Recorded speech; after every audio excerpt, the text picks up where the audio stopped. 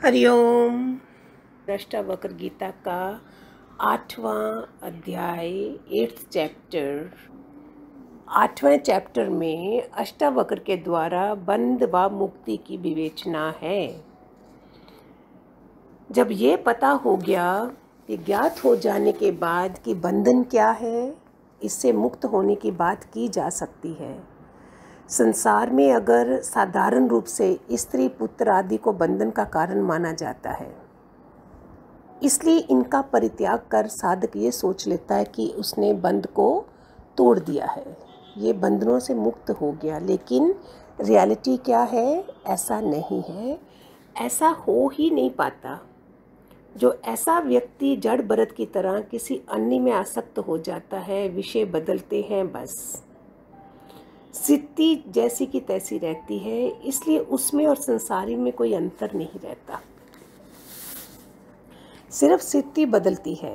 तुम वही संसार में रह रहे हो, लेकिन उसमें तुम्हारा देखने का जरिया जो है वो बदल गया है।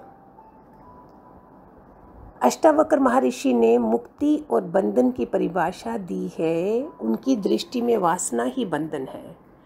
वही बंधन का कारण है। जिसमें ये नहीं है वह मूर्ख है। वासना खाली काम वासना नहीं होती। वासना खाने की, पीने की, लगाने की, बातें करने की, हजारों किस्म की वासना है। विषयों के बीच रमन करता हुआ भी वह भोगता नहीं है। जब करता ही नहीं तो भोगता कैसा है? ये चीज़ें आपकी समझ में शायद मुश्किल लगना शुरू हो जाए, अनलेस मैं आपको ज्ञान से रियल सरल तरीके से ये बताऊं कि भोगता करता ये सब चीज़ें आपको डे टू डे की लाइफ में ये शब्द जो है खाली सुनने में लगते हैं, इनका मीनिंग पता नहीं चलता। तो जैसे हमने ज्ञान सुना कि रहना उसी घर में है, गृहस्थ में, गृहस्थ का ज्ञान है, हम फैमिली वाले हैं, परिवार वाले हैं, उसमें से निर्लेप नारायण की तरह रह के हम इस ज्ञान को पाएं। तो अष्टावक्र इतने बड़े जनक महलों में रह रहे हैं, गृहस्थी है, विदेही कहा गया है उनको। हमारी गृहस्थ छोटी है, 2 बच्चे ये है, उनका कितना कितना महल है, कितने मंत्री, कितने लोगों को देखना है।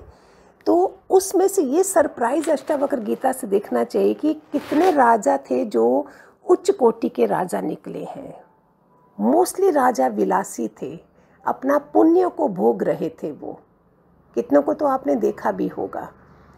तो करैक्टर कितने खराब करे, और उसमें से कितने उच्च कोटि के राजा निकले, उच्च कोटि की रानियां निकली। शबरी जैसी रानी थी, मीरा रानी थी, ललिता, रानी ललिता, रानी चुड़ैला, और कितनों के नाम लूँ मैं, रानी मदालसा भी थी। बताऊंगी, एक एक का करैक्टर बताऊंगी। अभी जब तक जीवन है तब तक आपको ये सब चीज़ें बताऊंगी। आप क्वेश्चन करते जाओ और मैं आपको ये सब बताते जाऊंगी। इसी में ही आप कितनों को घर बैठे ही दुनिया को जोड़ते जाओ, उन बेचारों के कानों में पड़े, आपको फ़ायदा होगा इससे, उनका जीवन सुधरेगा, आपको पुण्य लगेगा।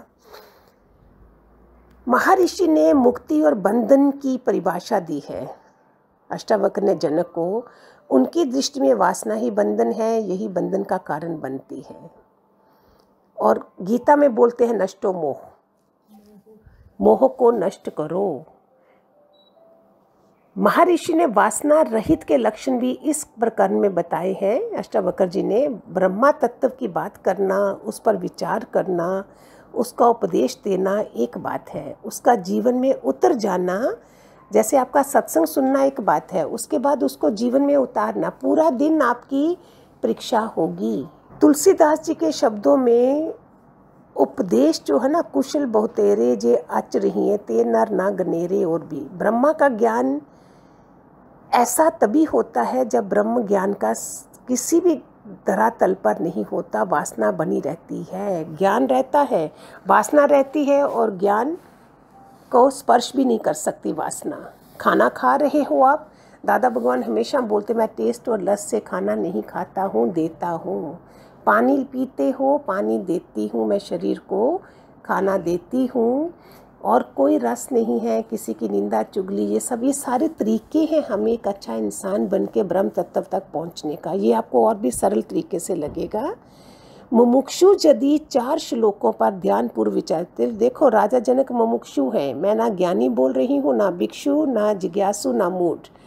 मुमुक्षु तत्व के हैं, हाईएस्ट एलिमेंट है राजा जनक में। तो मुक्ति और बंधन के रहस्य की जानकारी सहज रूप से हो जाएगी। अगर आप पहला दूसरा तीसरे चक्कर से उठ चुके होते तो इसको ऐसे कैच करते, फिर भी आप सतयुगी आत्मा हो, इसी में ही समझो कि शुक्र है भगवान हमारे कानों में पड़ रहा है।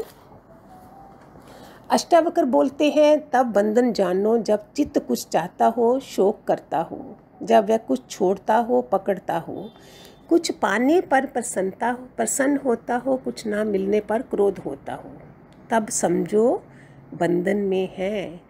जैसे आपका कुछ छीन जाए, हम बंधे ही नहीं है तो छीनेगा क्या और छूटेगा क्या मेरे से? हमने पहले ही छोड़ के बैठे हैं हम। हमारे गुरु का एक बहुत अच्छा वचन है, मरने से पहले मर जाओ। जब पूरा मर गए शरीर से तब क्या है, मरने से पहले मर जाओ, तब उसमें कोई शोक ही नहीं होगा। रोग के लक्षण जब तक पता ना चले तब तक कैसे ये जानकारी हो सकती है कि स्वास्थ्य क्या है, रोग क्या है? जब बीमारी आती है तो हमको पता चलता है ना कि एक हेल्दी इंसान और एक सिक इंसान कैसे जीवन जीता है, नहीं तो पता कैसे चलेगा। रोग के कारणों का ना, इसमें भी देखो मैं बहुत अच्छा समझती हूँ, अगर किसी को बीमारी आती है, कुछ आता है और वो भगवान से जुड़ जाता है, अच्छे कर्म करता, तो सोचो भगवान की अति कृपा हुई है। भगवान की वो सजा समझ रहा है और उसको भगवान की तरफ लगा रहा है। वो सब आने के बाद भी अगर हम नहीं समझते हैं तो फिर तो सोचो कि कोई कृपा ही नहीं बरसी हमारे पर। रोग के कारणों का ना होना ही तो स्वस्थ है, इसका मतलब हेल्दी पर्सन है। बंधन के लक्षण ना हो वही मुक्ति है। मुक्ति में कुछ होता नहीं, वह तो सिद्धि है। सिद्धि होने के प्रयास है, ना होने का भय है, ये सब बंधन है। इसी बात को महर्षि अष्टावक्र यहाँ स्पष्ट कहते हैं। कल भी किसी का क्वेश्चन है, मैं जवाब दूंगी उसमें, कि गृहस्थ में रहते हुए हम कैसे चलें। तो उसमें ही तो है, महावीर भी गृहस्थी थे, गुरु नानक भी थे, कृष्ण भी थे, लॉर्ड बुद्धा भी, सारे गृहस्थी ही तो। कौन नहीं था? सिर्फ एलिमेंट कितना ऊंचा है, कितने डिग्री का उनमें मनोबल है, आत्मबल है, दुआएं इकट्ठी करी हैं।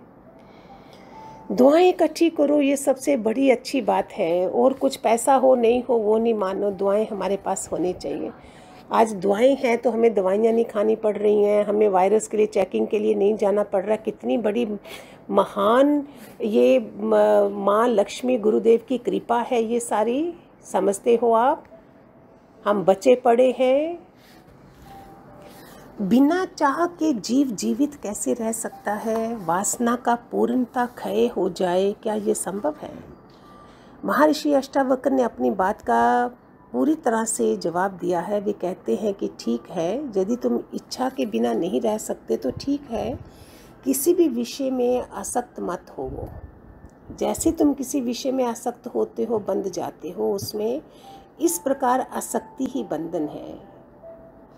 आसक्ति है, जा नहीं सकती, उसको आसक्ति बोलते हैं। जब हम सब जानते हैं कि आपके हमारे, कल भी मैं बात देख रही थी, घर को भी देख रही थी, तुम्हारा घर का सारा सामान परमानेंट है, सोफ़ा है, बेड है, डाइनिंग टेबल है, तिजोरियां हैं, अलमारियां हैं, सब कुछ है।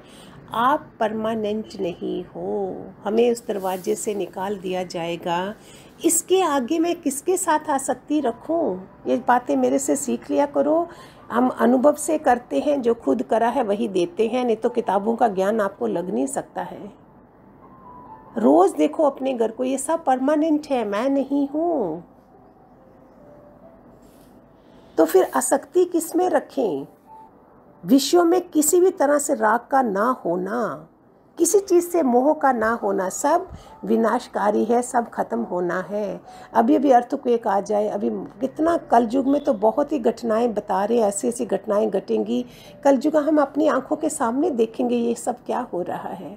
और हम कितनी सतयुगी आत्माएं कहाँ जुड़ गई हैं? रूहानी यात्रा की तरफ। हमने उसकी तैयारी करनी है, उसकी भी तैयारी बताऊंगी कैसे करनी है रूहानी यात्रा की। हर चीज़ में वी आर निपुण, कोई भी हमारे से नाराज़ नहीं है। एक अपने से बोलो, मेरा कोई भी दुश्मन नहीं है। वो भले सारी दुनिया मेरे से दुश्मनी करे, मेरा कोई भी दुश्मन नहीं है। कितना मज़ा है, आपका अंतःकरण कितना शुद्ध हो जाएगा। सबका कल्याण हो, कल्याण हो, कल्याण हो, जिसके भी कानों में पड़े। फिर कोई जन्म आएगा जब हम गुरु की शरण में आएंगे। अभी शुरुआत है, जब शरण में आएंगे, उसकी पलकों के नीचे पलेंगे, तब हमारा आत्मबल, मनोबल कितना होगा। मिलारोपा की तरह हम वो पूरा जन्म, हे माधो ये जन्म तेरे लेखे, बहुत जन्म जी लिए, ये जन्म भगवान को दे देना है। जितनी मर्जी परीक्षा ले ले, उसको छोड़ना नहीं है। और लोग बड़े चालाक होते हैं, दूर रह के बोलते नहीं हमने छोड़ा नहीं है। अगर पास में भेजे गए थे तो वो रहते, लेकिन दूर से ज़्यादा कितने फूल। एक तो और बात बताऊं आपको, कभी भी अपना मोबाइल सुबह सुबह मत खोलना, ये सब छोड़ दो, ये आपको जीवन में टाइम वेस्ट करेगा। डोंट थिंक सुबह कितनी देर तक आपको अपना फ़ोन नहीं उठाना है, अनलेस आपको ये सत्संग सुनने के लिए, तब उठो तब पकड़ो। कई लोग बिजनेस वाले सुबह 5 बजे, अरे ये कनेक्शन विद सब कॉन्शियस माइंड, वो 4 बजे उठने का टाइम उठ के अपना मोबाइल देखेंगे। ये सब चीज़ें दूर फेंक देना चाहिए, अपने कमरे में भी नहीं रखो, ठीक है। Hariom, God bless.